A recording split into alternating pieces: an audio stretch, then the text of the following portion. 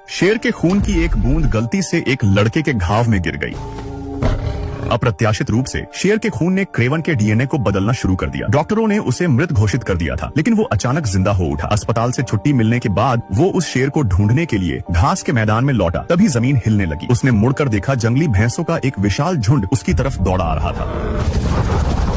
भागने का कोई रास्ता नहीं था। उसने घुटनों के बल झुककर अपना सिर ढक लिया। पर हैरानी की बात ये थी कि भैंसों का झुंड उसे छुए बिना चारों तरफ से निकल गया, क्योंकि झुंड का लीडर उसके सामने खड़ा हो गया। और जब उसे यकीन हो गया कि क्रेवन सुरक्षित है, वो मुड़ा और अपनी टोली के साथ चला गया। इस घटना के बाद क्रेवन ने पाया कि अब वो न सिर्फ जानवरों से बात कर सकता था, बल्कि उसके अंदर जानवरों जैसी खूबियां भी आ गई हैं। वो इसी खुशी में डूबा था कि अचानक एक गोली की आवाज ने सन्नाटा तोड़ दिया। उसने चील की नजर से दूर देखा। 2 शिकारी भैंसों का कत्ल कर रहे थे। ये देखकर उसका खून खौल उठा। वो गुस्से में वहां पहुंचा और ये ताकतवर हस्की पानी के एकमात्र स्रोत पर कब्जा जमाए बैठा था। जब भी दूसरे कुत्ते पानी पीने के लिए उसके पास आने की कोशिश करते, वो उन्हें बेरहमी से भगा देता। कोई भी कुत्ता उसका सामना करने की हिम्मत नहीं कर पाता, क्योंकि वो स्लेज टीम का लीड डॉग था। लेकिन नया आया बक उससे नहीं डरा। वो शांतिपूर्वक हस्की के पास से गुजरा और फिर अपने अगले पंजों का इस्तेमाल करके बर्फ में आसानी से एक बड़ा छेद कर दिया। जब दूसरे कुत्तों ने यह देखा तो वे सभी वहां आ गए। बक ने उदारता से पानी का स्रोत सबके साथ साझा किया। जब हस्की ने यह देखा तो उसे यकीन हो गया कि बक उसकी सत्ता को चुनौती दे रहा है। उस रात बक और उसके साथी एक जंगली खरगोश के पीछे दौड़े। बक तेज और फुर्तीला था, इसलिए उसने सबसे पहले उसे पकड़ लिया। लेकिन उसने छोटे खरगोश को कोई नुकसान नहीं पहुंचाया। इसके बजाय उसने उसे जाने देने का फैसला किया। लेकिन खरगोश ने अभी सिर्फ 2 छलांगे ही लगाई थी कि तभी हस्की अचानक आगे झपटा और अपने नुकीले दांत उसमें गड़ा दिए। फिर वो एक भयानक भाव के साथ बक की ओर बढ़ने लगा। साथी कुत्ते डर गए और पीछे हटने लगे। अपने खिलाफ युद्ध का ऐलान कर चुके आक्रामक हस्की का सामना करते हुए बक अंदर से बहुत डरा हुआ था। लेकिन यह लड़ाई अब टाली नहीं जा सकती थी। अचानक हस्की ने उसे चौंका दिया और पहले हमला कर दिया। हालांकि बक हस्की से 2 गुना बड़ा था, लेकिन उसके पास लड़ाई का अनुभव नहीं था। हस्की के बेरहम हमले के सामने बक सिर्फ 2 मिनट के भीतर पूरी तरह जमीन पर गिर पड़ा और हिल भी नहीं सका। लेकिन हस्की यहीं नहीं रुका। उसने बक का मजाक उड़ाने वाला एक बेहद अपमानजनक इशारा किया। फिर अपनी सत्ता दोबारा स्थापित करने के लिए धीरे धीरे समूह की ओर वापस चल पड़ा। लेकिन कुत्ते हस्की की गुंडागर्दी से तंग आ चुके थे। वे सभी बक के लिए भौंकने लगे, उसका हौसला बढ़ाने लगे, उम्मीद करते हुए कि वह फिर से खड़ा हो जाए। अगले ही पल बक उठ खड़ा हुआ। उसने अपने दांत दिखाए और जोर जोर से सांस लेने लगा। उसी क्षण उसके भीतर की भेड़िए जैसी प्रकृति पूरी तरह जाग चुकी थी। झुंड में अपनी सत्ता वापस पाने के लिए हस्की फिर से आगे झपटा। लेकिन अब बक पहले जैसा कमजोर नहीं था। दोबारा उसकी ओर दौड़ते हुए हस्की का सामना करते हुए बक ने सही मौका देखा और उसकी गर्दन पर काट लिया। आखिरकार बक ने हस्की को एक पंजे से जमीन पर दबा दिया। अपने साथियों को बेकाबू होकर खुशी मनाते देख हस्की समझ गया कि वो पूरी तरह हार चुका है। उसने अपनी पूंछ दबा ली और चुपचाप वहां से खिसक गया। अगले दिन मालिक को लीड डॉग नहीं मिला, इसलिए बक आगे आकर खड़ा हो गया। लेकिन मालिक को लगा कि उसमें नेतृत्व करने की क्षमता नहीं है और आखिरकार उसने उसे वापस टीम के पीछे उसकी पुरानी जगह पर भेज दिया। फिर उसने एक अनुभवी बूढ़े कुत्ते को लीड बनाने की कोशिश की। लेकिन जब बूढ़े कुत्ते ने मुड़कर गुस्से से भरे बक को देखा तो उसने मालिक की परवाह किए बिना हार्नेस पहनने से इनकार कर दिया। वो तो चारों पैर हवा में उठाकर पीठ के बल लेट गया। इसलिए मालिक के पास समझौता करने के अलावा कोई रास्ता नहीं बचा और उसने बक को लीड डॉग बनने दिया। मालिक के आदेश पर बक अपने साथियों का नेतृत्व करते हुए आगे बढ़ा। उनकी रफ्तार तूफान जैसी हो गई। मालिक हैरान भी था और बेहद खुश भी। उसने कभी स्लेज को इतनी तेजी से दौड़ते नहीं देखा था। लेकिन उसकी लगातार चिल्लाहट ने एक हिमस्खलन को जन्म दे दिया। इसलिए उसने तुरंत बक को बाईं ओर मुड़ने का आदेश दिया, क्योंकि वही दिशा हिमस्खलन से दूर थी। लेकिन उस पल बक समझ गया कि उनकी रफ्तार हिमस्खलन से तेज नहीं हो सकती। इसलिए उसने टीम को सीधे उसकी ओर ले जाने का फैसला किया। इस फैसले ने मालिक को स्तब्ध कर दिया। बक ने ऐसा इसलिए किया क्योंकि उसने पहाड़ की तलहटी में एक गुफा देख ली थी। हिमस्खलन से बचने का यही एकमात्र मौका था। लेकिन खतरा अभी टला नहीं था। अगर वे जरा भी सावधान न रहते तो बर्फीला तूफान गुफा के अंदर ही उनकी जान ले सकता था। लेकिन सौभाग्य से बक की समझदारी की बदौलत वे जल्दी ही गुफा के दूसरे छोर से बाहर निकल आए। अगले कुछ दिनों में बक की टीम